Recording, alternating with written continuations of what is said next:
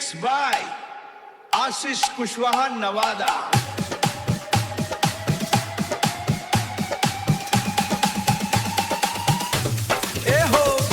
दुनिया वाले छपरा के लड़का आ गइल बा। गली गली में नाम हमारा लड़का आ गइल बा। गली गली में नाम एंट्री हो तो मचेला बवाल। स्टाइल देख के लोगन कहे ई लड़का बा एकदम कमाल। जिधर भी जाई उधर रोशनी हमरा चलते बने कहानी। दुश्मन देख के हो जाला साइलेंट फेम हमार बढ़त रोज नहीं।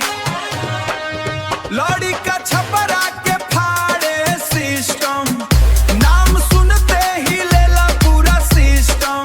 जहां से निकली बन जा ट्रेंड। हम ही हाई भाई नंबर 1 ब्रांड। हम ही हाई भाई नंबर 1 ब्रांड। ना डर लगे ना रुकल जाई, मेहनत से मुकाम बनाई।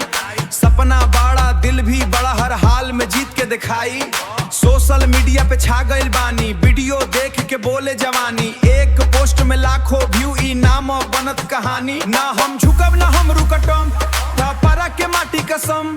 इतिहास नया बनाई, रात में काम दिन में पलान। हमसे ही चलता पहचान, जो भी टकराए हमसे सबके नुकसान। लड़का छपरा के फाड़े सिस्टम, नाम सुनते ही लेला पूरा सिस्टम। जहां से निकली बन जा ट्रेंड। हम ही हाई भाई नंबर 1 ब्रांड। हम ही हाई भाई नंबर 1 ब्रांड।